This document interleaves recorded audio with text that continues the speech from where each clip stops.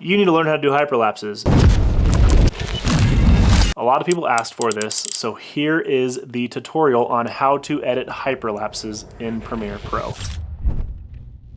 I posted this on Instagram, this little clip. I showed this screen here. I posted that, and so many people are saying hyperlapse tutorial, mainly because I said, hey, I'm gonna do a tutorial, so now here I am doing the tutorial. So here's the original clip. I film my hyperlapses. Do not judge me. I feel you judging me.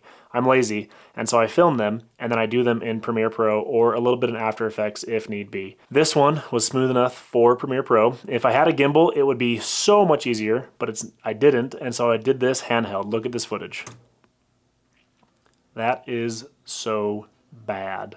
We need to speed this up, we need to stabilize it, and we are going to do that all in Premiere Pro. So first what we're going to do is we are going to go into our effects folder here, find Warp Stabilizer, click and drag on it or double click it, and we are going to stabilize this 5-second clip here.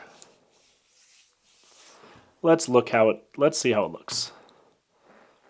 Already that is so much more smooth. There's a little wonkiness going on right here, as you can see. That's because over here in Warp Stabilizer Effect Controls, the method is on Subspace Warp, so we're going to change that to Position, Scale, and Rotation.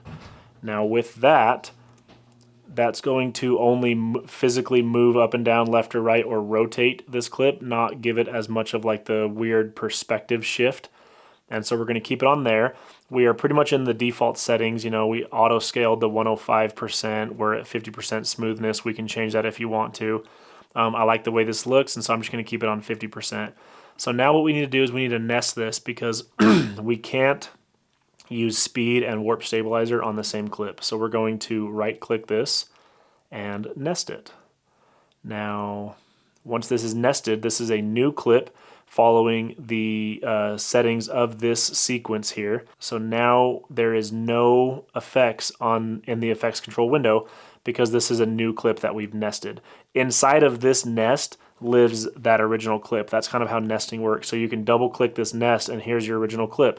But we're going to work with the nest because now what we want to do is we want to speed it up. I like my hyperlapses to be around 10 to 15 frames.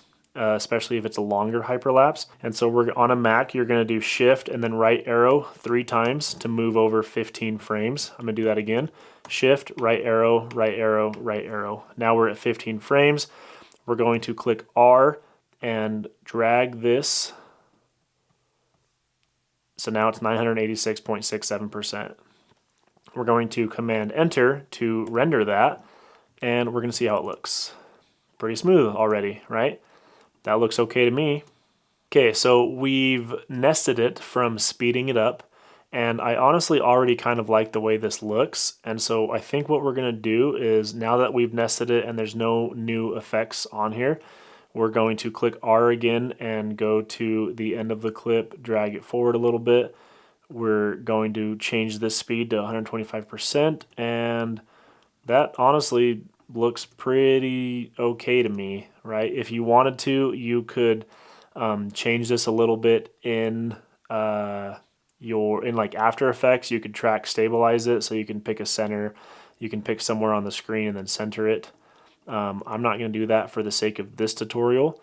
We could even speed this up a little more and see how it looks. We're now at 187%.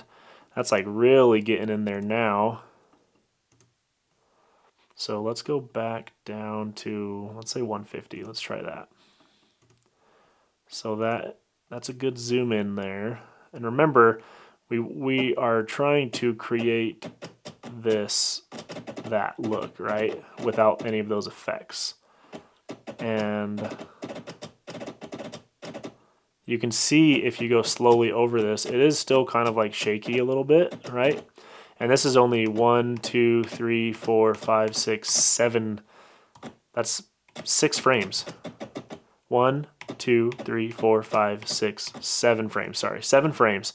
So this one is more than that. So what we're going to do is, yeah, let's cut this down to 7 frames. And we kind of have a hyperlapse, right?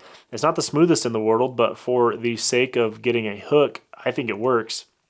And so now what you're going to do is, what I did is I would pull it into my actual editing timeline. I'm going to do it on this one just for the sake of this video. And we are going to throw let's see, we're going to throw a LUT over it. And this LUT is going to hold our S-Log3 to Rec 709 look. It's a little dark, so we're going to just raise the exposure of it a little bit and change the white balance. So we're going to render that. So there we have our quick little hyperlapse, and it's all done in Premiere Pro. Now, what else I did differently, I'm going to go back to my editing panel here.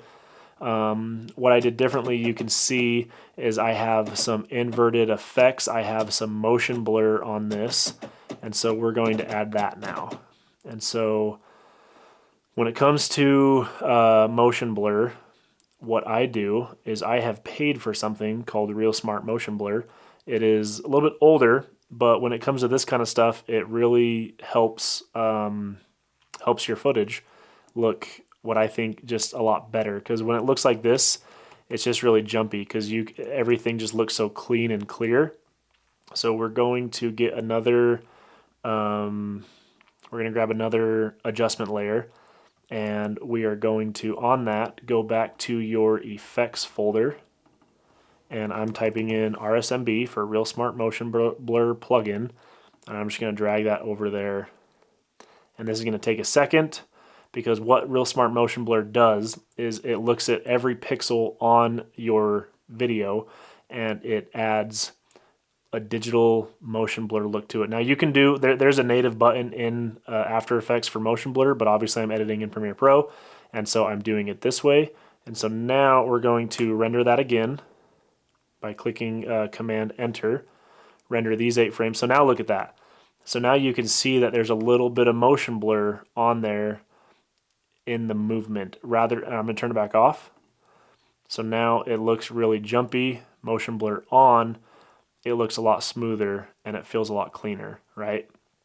So then I'm going to use C for cut, and I'm going to do the first frame, and then I will do 2 frames in the middle, and then on this clip I will actually, you know what, for the sake of this, and on this clip I'm going to go back to my effects, and we're going to get the invert effect.